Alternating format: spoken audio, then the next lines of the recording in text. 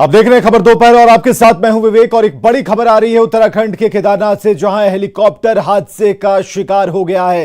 Helicopter Aryan company का बताया जा रहा है, जिसमें 7 लोग सवार थे। 7 लोगों की मौत हुई है। मौके पर रेस्क्यू ऑपरेशन जारी है। पायलट समेत 7 लोग इस हेलीकॉप्टर में सवार थे और सभी की मौत हो गई है। बताया जा रहा है कि खराब मौसम की वजह से यह हादसा गरुड़ चट्टी के पास हुआ है। रेस्क्यू ऑपरेशन जारी है। श्रद्धालु केदारनाथ में दर्शन करने के बाद वापस लौट रहे थे जब यह हादसा हो गया। रुद्रप्रयाग से 2 किलोमीटर की दूरी पर हेलीकॉप्टर दुर्घटनाग्रस्त हुआ है और हादसे की जगह पर घना कोहरा है। एसडीआरएफ और एनडीआरएफ की टीम बचाव अभियान में जुट गई है। हेलीकॉप्टर क्रैश की घटना पर केंद्रीय नागरिक उड्डयन मंत्री ज्योतिरादित्य सिंधिया ने दुख जताया। उन्होंने कहा है कि उत्तराखंड सरकार से हादसे पर बात हो रही है। तस्वीरें हम आपको दिखा रहे हैं। लगातार स्थिति पर नजर रखी जा रही है। केदारनाथ में बड़ा हादसा, हेलीकॉप्टर क्रैश की खबर। 7 पायलट समेत 7 लोग सवार थे, सभी की मौत हो गई है। और जहां पर यह हादसा हुआ है वहां पर कोहरा है।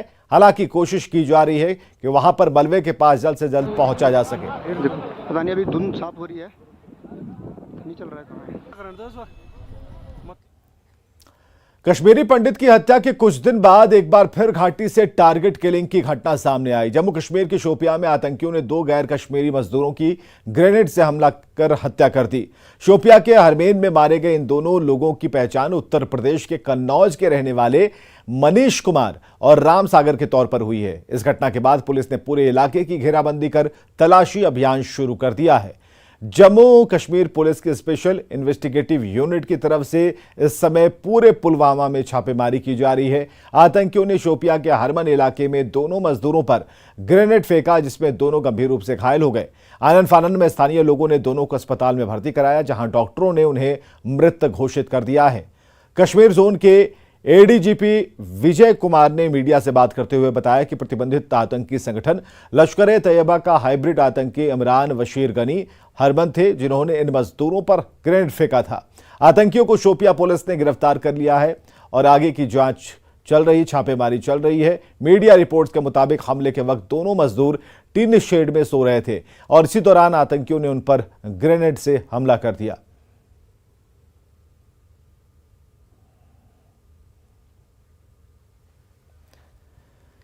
जम्मू कश्मीर के शोपियां में आतंकवादियों द्वारा 2 गैर स्थानीय मजदूरों की हत्या करने के खिलाफ लोगों ने जम्मू में विरोध प्रदर्शन किया है। टारगेट किलिंग को लेकर लोगों में गुस्सा है।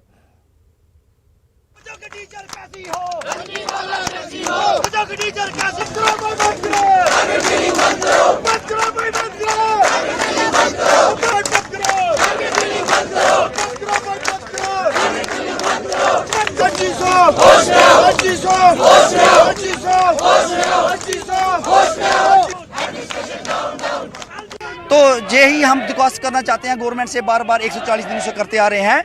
एलजी साहब से हमने यही गुहार लाई है कि हमें जम्मू से कश्मीर से जम्मू को ट्रांसफर किया जाए। और 15-15, 16-16 सालों से हम जब वहाँ जॉब करते आ रहे हैं, सर्व करते आ रहे हैं, हमने कभी भी ऐसा प्रोटेस्ट नहीं किया, कभी भी हम ऐसे धरना नहीं दिया, क्योंकि हम मुलाजिम लोग थे। आगे बढ़ते हैं। छपरा में एक कलयुगी बहू ने ससुर की पीट कर हत्या कर दी है। मामला नगर थाना क्षेत्र के साहिबगंज सुनार पट्टी का बताया जा रहा है। घटना की सूचना मिलने पर पहुंची पुलिस ने आरोपी बहू को गिरफ्तार कर लिया। बुजुर्ग अपनी बहू और पोते के साथ छपरा में रहती थी। मृतक भारतीय सेना के सेवानिवृत्त बताए जा रहे हैं। घटना के बाद स्थानीय लोगों ने मृतक के बेटे को सूचित किया है और इसके बाद घटनास्थल पर पहुंची पुलिस ने शव को कब्जे में लेकर पोस्टमार्टम के लिए भेज दिया है। आरोपी बहू गिरफ्तार हो गई है।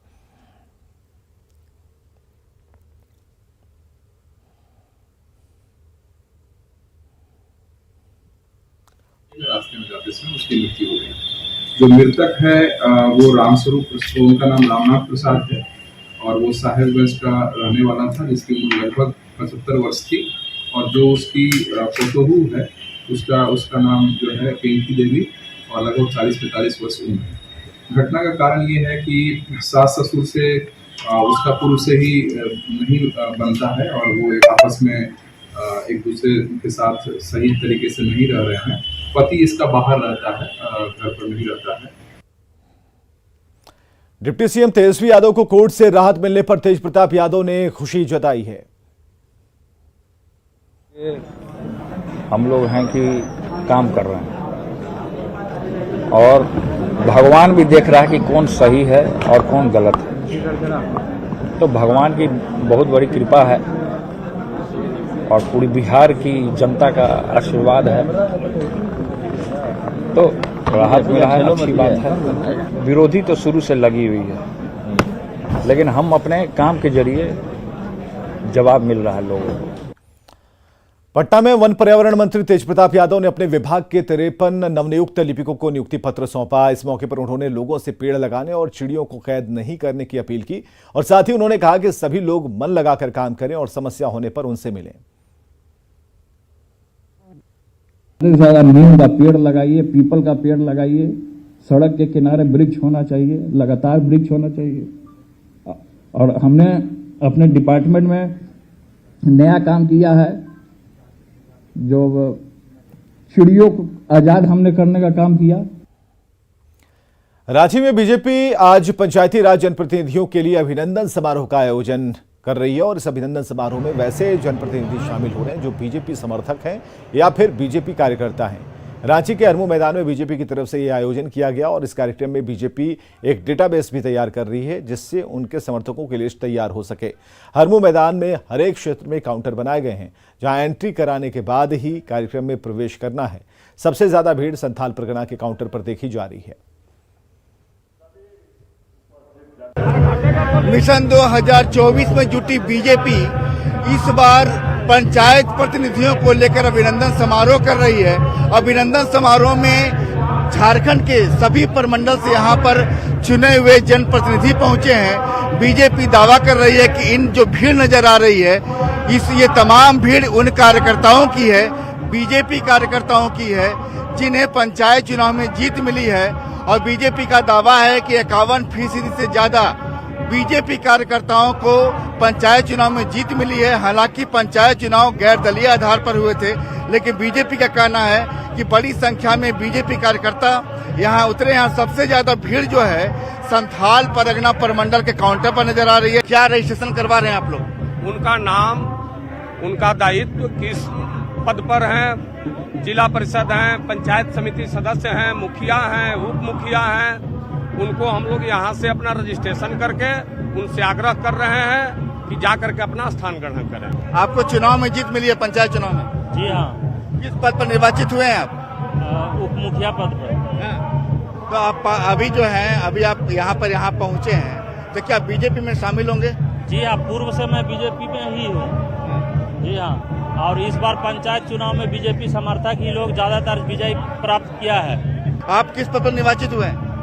हम बढ़े विधानसभा का प्रत्याशी आते हैं, पटना का प्रखंड अध्यक्ष हैं और इस बार हम लोग सुनिश्चित जीत रखे हैं कि सरकार हमारी बनेगी। देख रहे हैं कि कार्यकर्ताओं में उत्साह है, खासकर वैसे लोग जो भीड़ नजर आ रही है ये झारखंड के तमाम जो देख रहे हैं प्रमंडल से यहाँ पंचायत चुनाव में जिन लोगों ने जीत हासिल की है तभी लोग यहाँ पहुंचे हैं। सभी लोग यहाँ पहुंचकर बीजेपी के अभिनंदन समारोह में शामिल हो रहे हैं। साफ कहना है, साफ सोचना है कि ग्रामीण इलाकों में अगर पकड़ होगी तो विधानसभा के साथ साथ लोकसभा चुनाव का सफर भी आसान रहेगा। कैमरामैन संजीव तिवारी के साथ संजय कुमार सिन्हा, न्यूज 18 रांची। खबर है छपरा से, जहां यूपी की तर्ज पर पुलिस ने फरार मनचले के घर पर बुलडोजर चला दिया। दरअसल 27 सितंबर 2021 को बाइक पर जा रही महिला के साथ कुछ मनचलों ने रोककर छेड़छाड़ की थी। साथ ही इस वारदात का वीडियो भी सोशल मीडिया पर वायरल कर दिया था।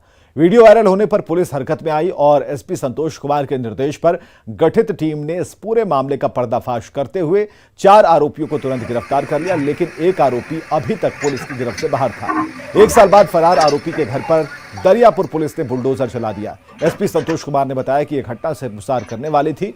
आरोपी के खिलाफ प्रभावी कुर्की की गई है ताकि भविष्य में ऐसी घटना की पुनरावृत्ति न हो।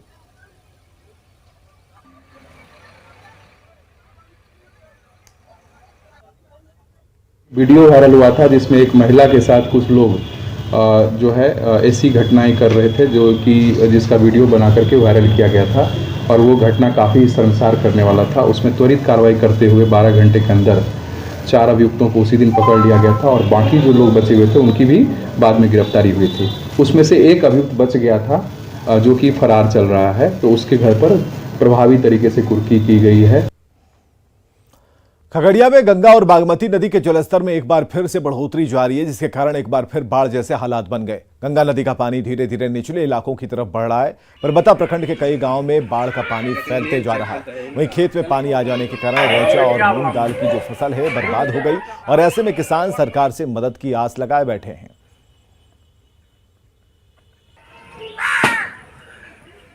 एक बार हुआ, 2 बार हुआ, तीसरे बार हो गया। अब जबकि किसान की स्थिति ये थी बाव करें, अब खेती अपना फसल उपजाएं, अपनी जीवन याचिका को माने आगे बढ़ावे, तो फिर तो ऐसी स्थिति होगी कि आप ना खेती कर पाएंगे, ना कोई तरह का बात विचार हम लोग से।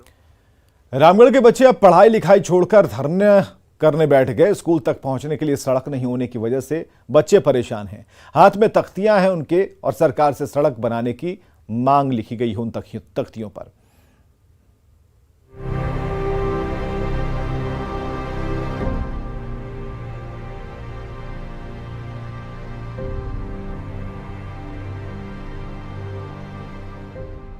स्कूल कैसे चले हम? भारी बैग का बोझ इतनी दूर तक कैसे उठाएं हम? बस तो आती नहीं, पैदल ही चलकर जाना पड़ता है, ये कहना है इन स्कूली बच्चों का जो सड़क बनने की आस लगाए बैठे हैं। लेकिन इन नन्हे मुन्नों के इंतजार की इंतहा हो गई है। सड़क तो बनी नहीं, इसलिए ये बच्चे पढ़ाई लिखाई छोड़कर धरना पर बैठ गए हैं।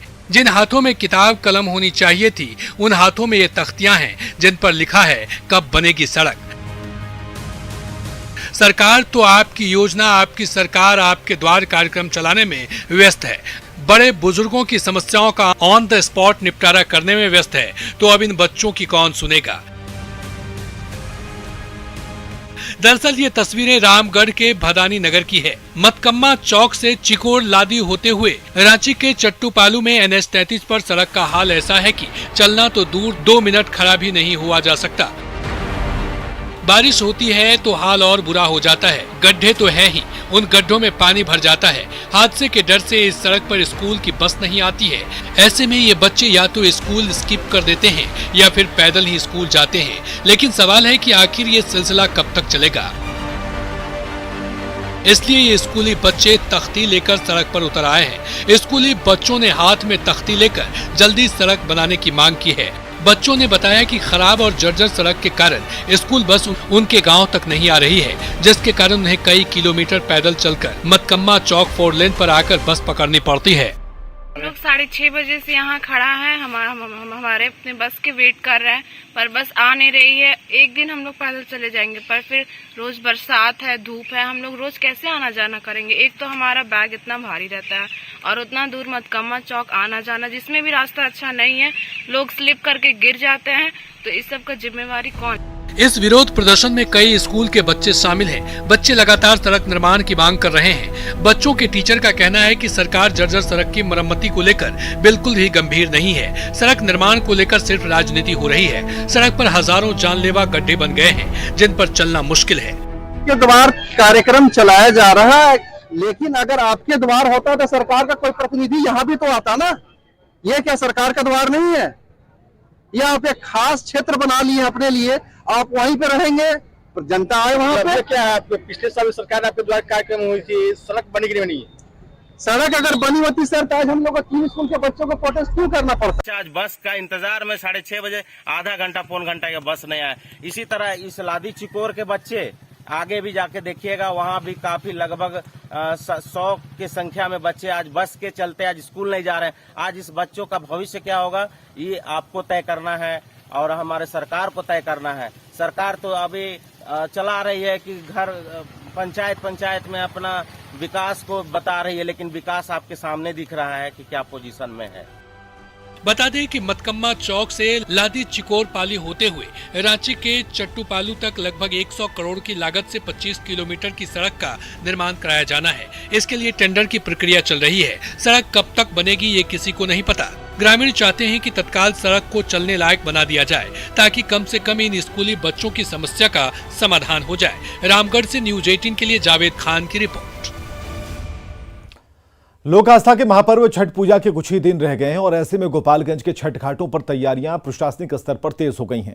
इस बार गोपालगंज में 150 से ज्यादा छठ घाट बनाए जा रहे हैं। गंडक नदी के किनारे बने सभी छठ घाटों की बैरिकेडिंग कर एनडीआरएफ की तैनाती की जाएगी। घाटों की साफ सफाई और सुरक्षा व्यवस्था को लेकर डीएम और एसपी ने अधिकारियों के साथ जायजा लिया है। छठ घाट से अधिक जानकारी दे रहे हैं गोविंद कुमार।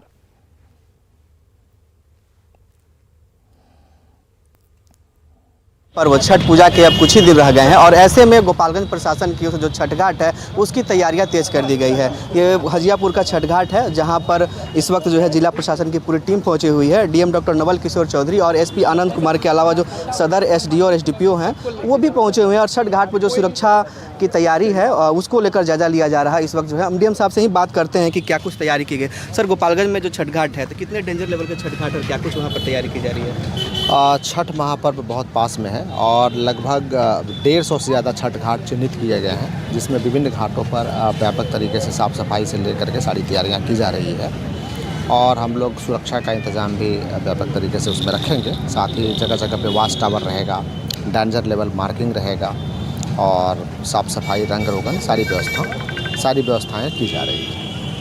कोरोना काल के 2 साल बाद इस बार जो है छठ पूजा हो रही है, लिहाजा घाटों पर अधिक संख्या में व्रतियों की पहुंचने की जो संभावना है, ऐसे में सुरक्षा के क्या इंतजाम किए जाएंगे, इस पर हम गोपालगंज के एसपी आनंद कुमार से जानते हैं। तो क्या होंगे सुरक्षा के इंतजाम इस बार? अभी जैसे डीएम साहब ने बताया कि 150 घाट हैं जो चिन्हित है जहाँ छठ की पूजा होती है। सभी घाटों पर सुरक्षा बलों की तैनाती होगी और मजिस्ट्रेट की तैनाती होगी। साथ ही साथ जहाँ पे पानी की गहराई ज़्यादा है उसका आकलन हम लोग कर रहे हैं, वहाँ पर बैरिकेडिंग भी होगी और वहाँ पे गोताखोर भी तैनात किए जाएंगे और कुछ जगहों पे एनडीआरएफ और एसडीआरएफ की जो टीम हमको मिलती है छठ महापर्व में उसकी भी तैनाती की जाएगी। तो गोपालगंज का जो गंडक नदी का इलाका है जहाँ पर गंडक नदी के किनारे जो छठ घाट है वो डेंजर लेवल के घाट माने जाते हैं और वहाँ पर एनडीआरएफ की टीम भी इस बार जो है तैनात रहेगी। लिहाजा व्रतियों को किसी तरह की परेशानी न हो, इसको लेकर प्रशासन की ओर से खास तौर पर जो है तैयारियाँ की जा रही है। गोविंद कुमार, न्यूज़ 18, गोपालगंज।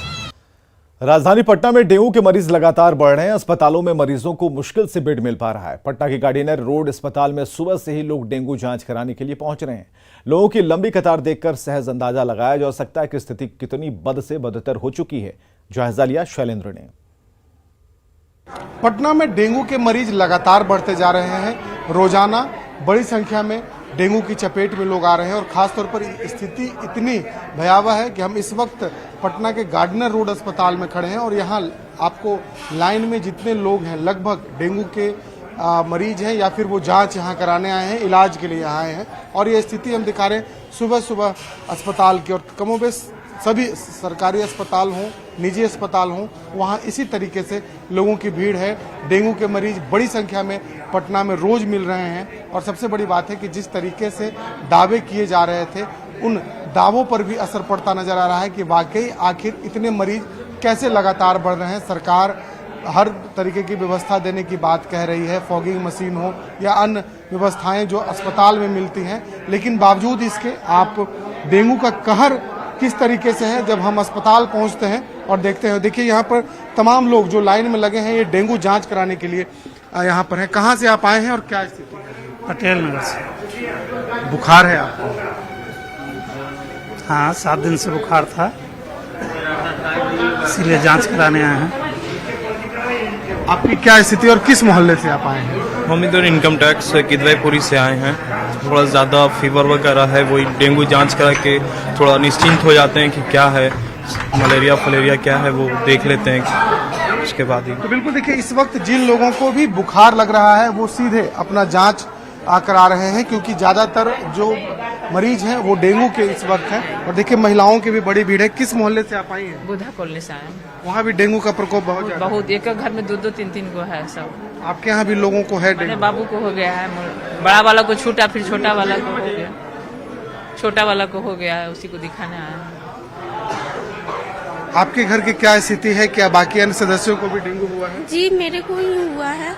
हम मंदिरी से हैं, काटपुर मंदिरी से हैं। मेरे को ही हुआ है। मेरा बहुत बुरा स्थिति हो गया है। डेंगू से हम लोग बहुत काफी परेशान हैं। आप लोग भी डेंगू जांच के लिए आए? हाँ।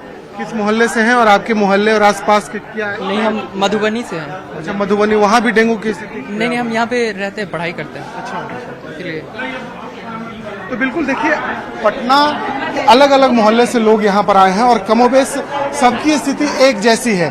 भीड़ देख करके आप अंदाजा लगा सकते हैं कि वाकई डेंगू का असर पटना में किस तरीके से है और किस तरीके से लगातार डेंगू फैल रहा है, और कहीं न कहीं अब युद्ध स्तर पर इसके रोकथाम की तैयारी सरकार को करनी होगी। कैमरा पर्सन मनीष जुनेजा के साथ शैलेंद्र, न्यूज़ 18 पटना। और खबरें लगातार जारी हैं, बने रहिए हमारे साथ।